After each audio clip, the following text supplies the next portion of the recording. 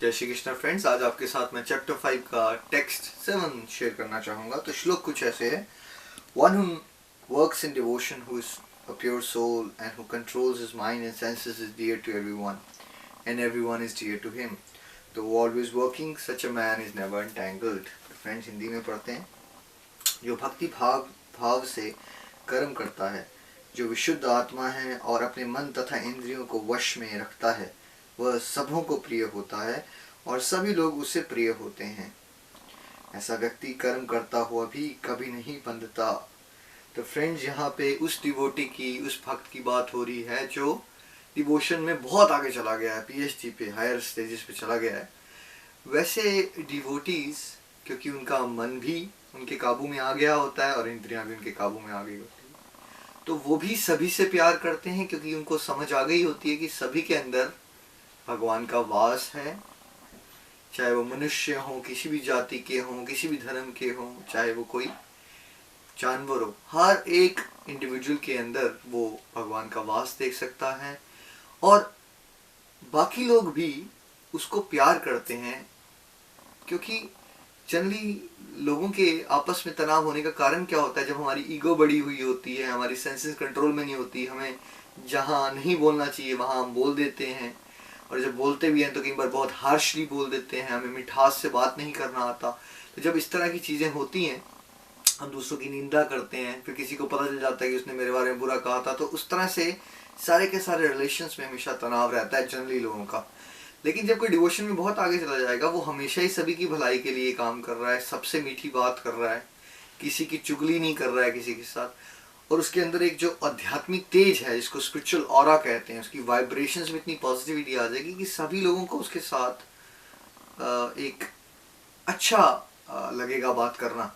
तो उस तरह से भगवान बता रहे हैं कि ऐसा इंडिविजुअल जो डिवोशन में बहुत आगे बढ़ चुका है, वो कर्म करते हुए भी कर्मों के बंधन से नहीं बंधता। कर्मों के बंधन मतलब पाप और पुण्य, जन्म और मृत्यु। कर्मों के बंधन में ना बंधना मतलब उसके सारे कर्म दिव्य हो चुके होते हैं, क्योंकि वो हर एक कर्म भगवान की खुशी के लिए कर रहा है। तो वो जन्म के बाद, इस जन्म के बाद भगवान के धाम जा सकता है। अब ये बात नव साधक के लिए नहीं हो रही है, क्योंकि जब कोई डिवोशन अभी स्टार्ट करता है तो यस, परसेंटेज में तो पॉजिटिव चेंजेस आते हैं, लेकिन अभी उसकी प्रैक्टिकल लाइफ में इतनी इम्प्रूवमेंट्स नहीं हुई हैं कि वो गड़बड़े नहीं करेगा। तो बहुत बार जब डिवोशन को स्टार्ट करता है, उसकी बहुत सारी गड़बड़े भी हो रही होती हैं। तो ऐसा नहीं है कि सडनली इसको सारे लोग पसंद करना शुरू कर देंगे।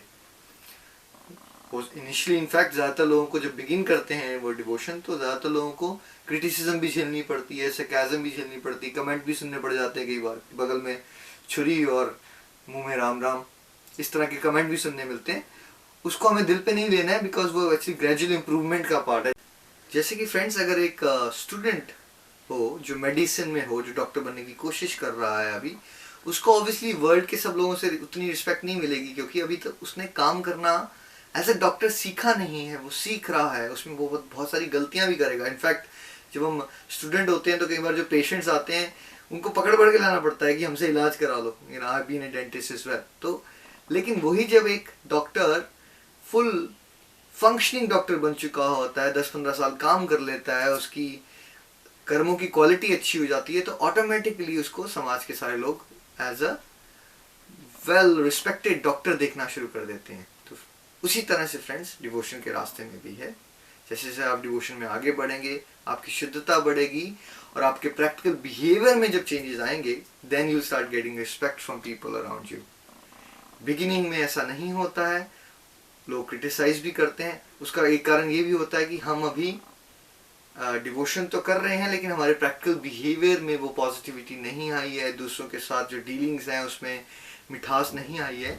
तो इसलिए भी हम कई बार उस क्रिटिसिज्म को या नेगेटिव चीज़ों को अट्रैक्ट कर लेते हैं अपनी तरफ, पर उससे घबराना नहीं है।